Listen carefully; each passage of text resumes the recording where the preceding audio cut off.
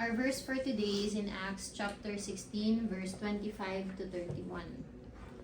About midnight, Paul and Silas were praying and singing hymns to God, and the other prisoners were listening to them. Suddenly, there was such a violent earthquake that the foundation of the prison were shaken. At once, all the prison door flew open, and everyone's chains came loose.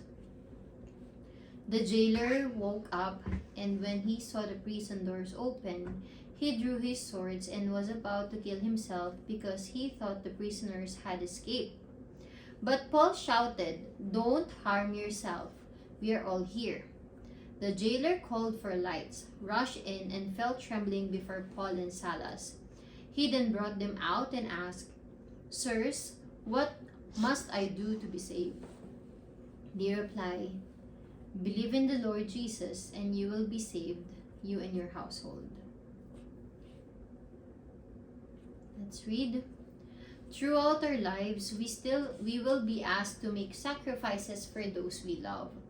As we choose to sacrifice for those or for others and surrender our preferences for the purpose of the relationship, things get better. Intimacy deepens, and all of it will be proof that we are growing and maturing in our relationship with Jesus. Throughout the scriptures, we find stories of individuals sacrificing much and serving many. Like Paul and Silas and the sacrificial decision they made in today's passage. The pair had been sharing the gospel in Philippi, and Paul recommended a questionable spirit of divination to depart from a slave who had been fortune-telling. This was a lucrative practice for the slave and brought much business to her. Outraged that Paul had displayed a greater power, she ran to the authorities, and they seized Paul and Silas before beating them and throwing them in an inner cell of the prison. Yet in the midst of the prison, with beaten, bruised, and bloodied bodies, they worshipped and sang songs of praise to God at night. Verse 26 says that as they were doing this, a sudden earthquake shook the foundation of the prison, resulting in the doors flying open and the prison's chains coming loose.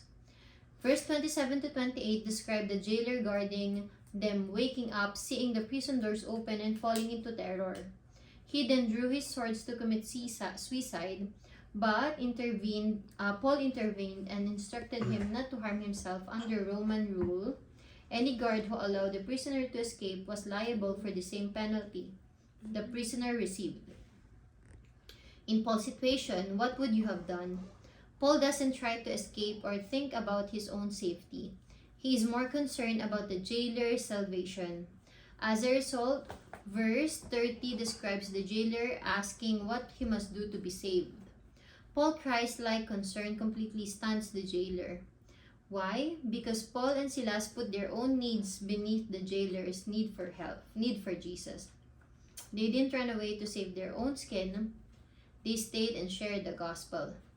This year, whenever you put others' needs above your own, you will become more like Jesus.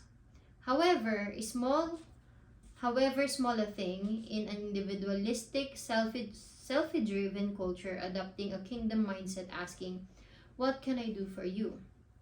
causes people to ask questions about the Jesus we serve. Service and sacrifice will always be the two pillars upon which Christ's kingdom stands. So who will you serve and sacrifice for this week? That's our devotion today. What did you guys get? Even though if we're at our lowest, i-praise lang natin si Lord. Okay. How about you, ate? I-share daw natin yung word and gospel sa mga ibang tao. Nicole? Sacrifice your own needs para sa inyo. Yeah. Like what Paul and Silas did. Sabihin ka? Be Christ-like. Oo. Sabi Diba dito, every time we sacrifice and put others before ourselves, every time na ginagawa natin yun na parang nagiging selfless tayo, tapos to the point na we have to sacrifice our own needs or yung kagustuhan natin, di ba? Eh, the more daw na mas nagiging Christ-like tayo. Really? Yeah. Di ba? So, remember what we did earlier and what we always try to do. Di ba? So, even if you feel like ikaw yung nauubos dahil sa kakabigay mo or lagi ikaw yung kasi ito pag lagi kasing ibang tao yung lagi mong inuuna, parang feeling mo na uubos ka as a tao. Yung parang hindi mo na naibibigay yung gusto ng sarili mo dahil laging yung gusto lang ng ibang tao yung naiisip mo na at gusto mong gawin. Feeling mo mauubos ka, maburnout ka. Pero in this kind of service, hindi ka maburnout. Kahit gaano ka man hindi appreciate ng tao. Hindi ka maburnout at mapapagod gawin. Naunahin palagi ang ibang tao kasi kada ginagawa mo yun, you know, up in heaven that there is someone who is smiling at you. 'Di ba? Hindi man na-appreciate ng mga taong ginagawa mo ng mabuti yung ginagawa mo ngayon para sa kanila. Ang importante, may tao sa taas na nakikita ka na na-appreciate yung ginagawa mong yun. At yung taong yun, siya yung gumagawa ng room mo sa heaven pag turn mo nang pumunta doon. And isn't it, parang hindi ka ba magiging masaya nun?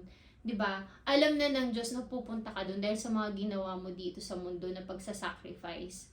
And then, siya naman yung magsasacrifice, gagawa siya ng tahanan or kwarto mo sa heaven. Di ba?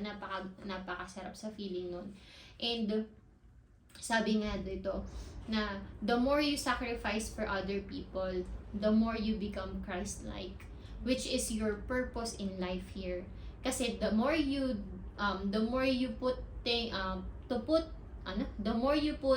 other people before yourself, di ba, mas nagiging Christ-like ka, which is yun yung purpose natin, di ba? And the more na ginagawa mo yun, the more na i-glorify mo si Lord, which is your purpose again, di ba?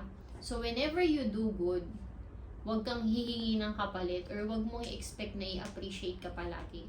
Tatandaan mo, hindi ka man i-appreciate ng tao kasi ang mga tao talaga minsan, hindi ka i-appreciate. Minsan, mag-thank you, hindi pa nga gagawin yan. 'Di ba? Pero tatandaan mo na meron sa taas na nakakita na ginawa mo at nakangiti sa'yo. Mas magandang reward yun kesa sa reward na ibibigay sa'yo ng tao. Okay? Kaya tingnan nyo sila Paul at saka si Silas. Kahit may chance na silang mag-escape, hindi nila ginawa yun. Kasi alam nila napapatayin or ikukulong yung guard, diba? So ayaw nilang may mapahamak na tao dahil lang sa kanila. So that's sacrifice. And Diba that's siya rin being yung Christ-like. kinulong dahil kinakalat niya yung words ni God, si Paul? Oh, siya yung kinulong. Tapos, pero alam mo ba, siya rin yung unang-una dating parang Catholic si hindi Catholic. Parang, yung unang religion dati na naniniwala na rin sa Diyos, napaka-strictong ganun ni Paul. Pero, to the point na sobrang stricto niya, pinapatay niya lahat ng Kristiyano na naniniwala kay Jesus. Tapos, after nun, binago siya ng Diyos, diba? Tuloy-tuloy na yun. So, yun. That's our DBS today.